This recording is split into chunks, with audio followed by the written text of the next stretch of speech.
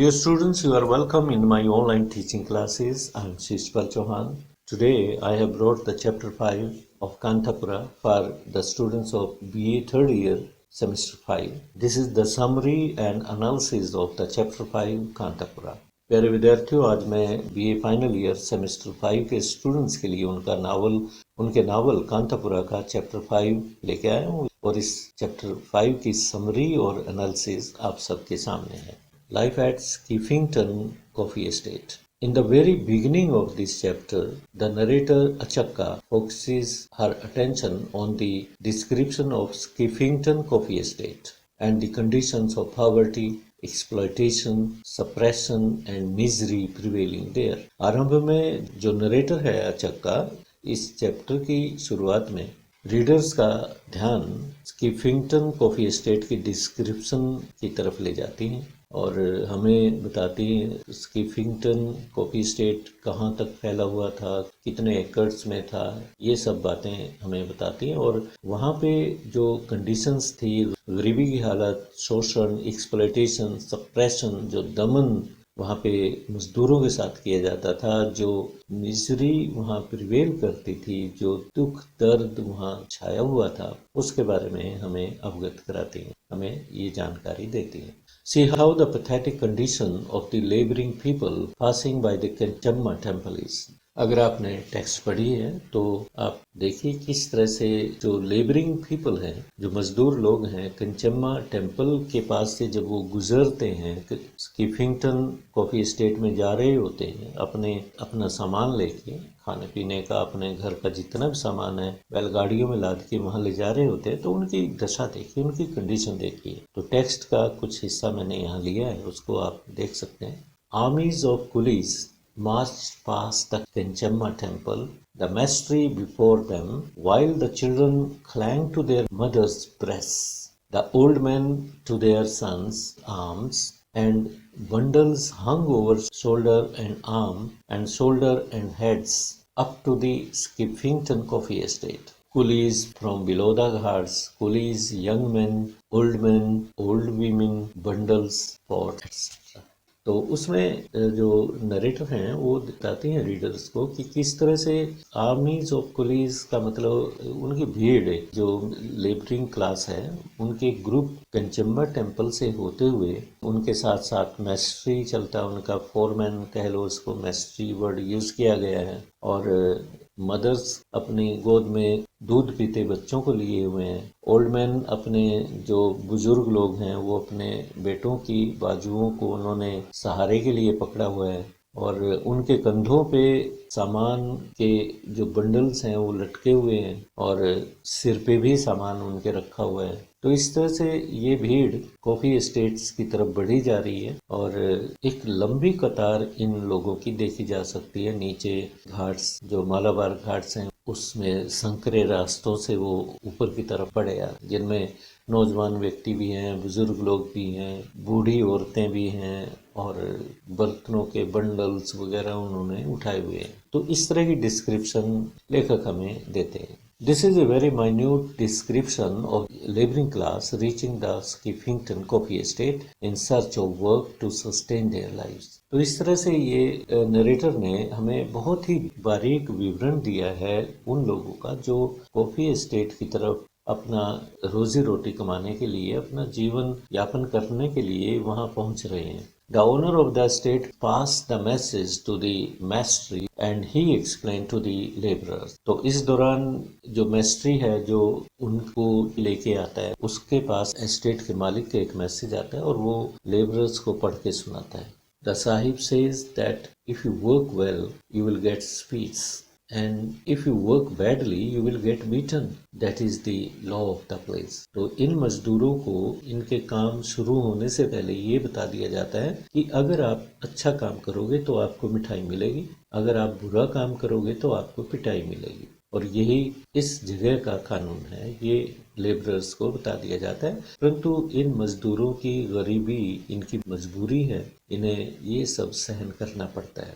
After that, Madanna's widow Sakamma turned towards the Sahib and said, इसके पश्चात मदन्ना की विधवा सकम्मा साहिब की तरफ मुड़ती है और कहती है, Sahib, we shall have a 2 anna bit for each woman hand and 4 anna bit for each man hand. वो कहती है कि हम 2 अन्ना प्रत्येक महिला की मजदूरी लेंगे और 4 अन्ना प्रत्येक व्यक्ति पुरुष के लिए मजदूरी लेंगे. The master again grew angry at them, but the Sahib told them to go to their huts and come to work at 5 the next day. तो मैस्ट्री इस बात पे गुस्सा करता है कि महिला ने साहिब के सामने कुछ डिमांड करने की जरूरत की, परंतु साहिब मैस्ट्री को चुप करा देता है और मजदूरों को कहता है कि तुम अब अपनी झोपड़ियों में जाओ, हट्स में जाओ और कल 5 बजे काम पे आ जाना. They started their work the next morning. अगली सुबह उन्होंने अपना कार्य शुरू कर दिया.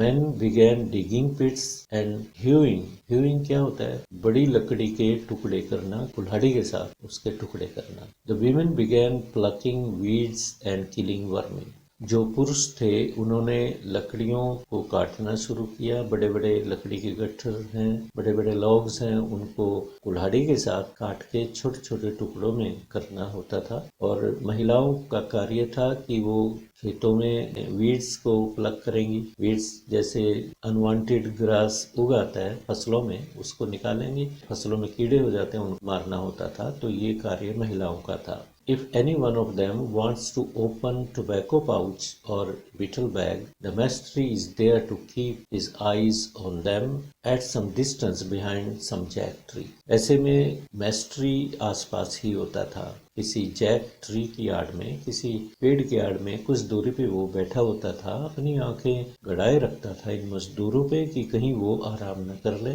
अपने टोबैको पाउच भी ओपन करने या बीटल बैग ओपन करने की अनुमति नहीं थी. Sometimes someone like लकम्मा cries out. लकम्मा की तरह कोई चीखता है. A huge snake. अचानक ही कह देता है कि एक बहुत बड़ा सांप. A huge snake, a cobra. Then all of them leave their work and come to see if there is a snake and what he looks like. तो ऐसे में सारे मजदूर दौड़े दौड़े वहाँ उस दृश्य पे आ जाते हैं और देखने लग जाते हैं कि सांप है या नहीं है और कैसा दिखता है. Then Pariya Sadaiya explains to them about the presence of snakes and their kinds. और उसके पश्चात प्रिय जाति का सदैया व्यक्ति स्नेक्स के बारे में बताने लग जाता है कि स्नेक्स के कितने टाइप्स होते हैं. He tells them about cobra snake that never harms anyone until it is hurt. बताता है कोबरा किसी व्यक्ति पर अटैक नहीं करता जब तक उसे कोई छेड़े ना, कोई उसे चोट ना पहुंचाए. Water snakes are harmless. जो पानी के स्नेक्स होते हैं वो नुकसानदेह नहीं होते,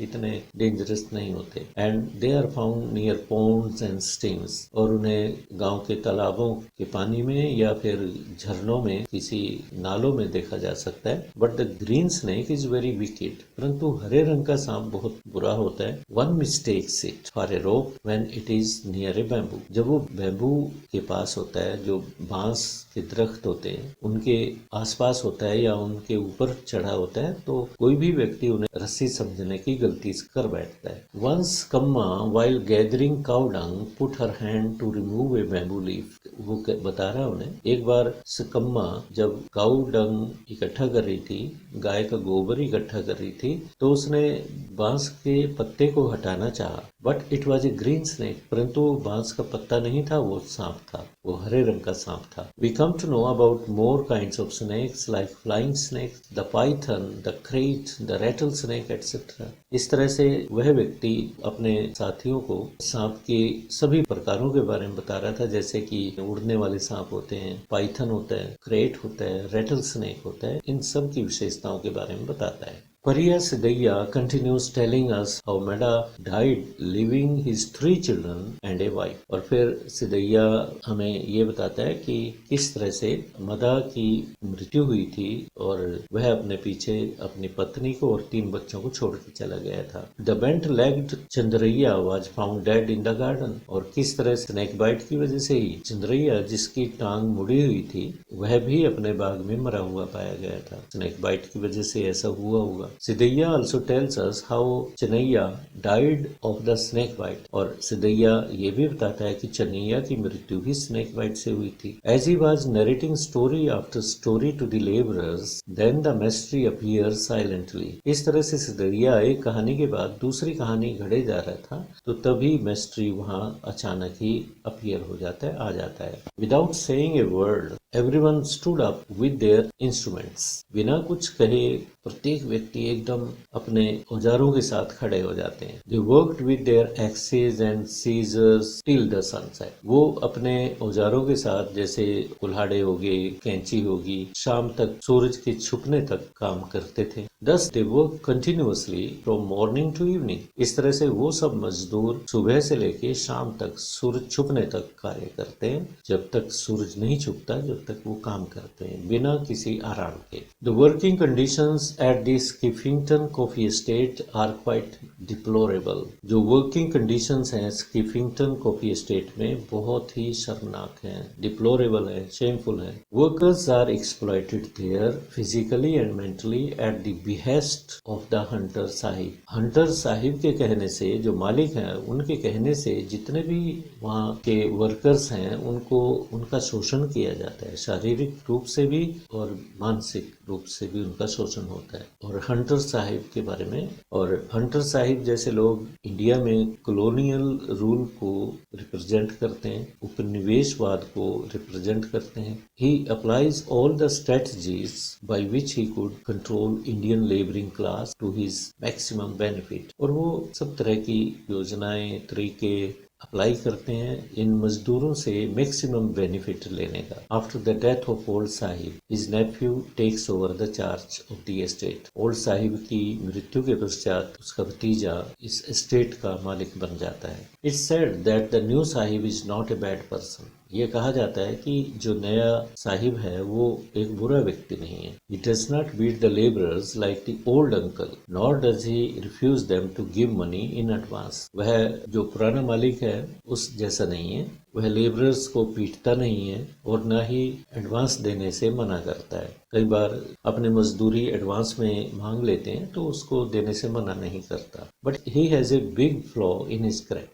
परंतु उसके चरित्र में एक बहुत बड़ी कमी है, बहुत बड़ा नुक्स है. He is womaniser. महिलाओं का शोषण करता है. He needs a new woman every day and that could be somebody sister, wife और daughter to satisfy his physical pleasures. अपनी शारीरिक इच्छाओं को पूरा करने के लिए वह किसी न किसी वुमन को अपने पास बुलाता है, और भले ही वो किसी की बेटी हो, किसी की बहू हो या किसी की बहन हो. He wants his orders to be obeyed in letter and spirit. अपने ऑर्डर्स को वो पूरी तरह से in letter and spirit में मनवाना चाहता है. Those who obey him were rewarded and those disobey are punished severely. जो लोग उसके ऑर्डर्स को मान लेते हैं उनको रिवार्ड दिया जाता है, इनाम दिया जाता है, और जो लोग उसके ऑर्डर्स को नहीं मानते उन्हें कठोर पनिशमेंट दी जाती है. He even cuts a week's salary if a person does not send his wife, sister or daughter to him. यदि कोई व्यक्ति अपनी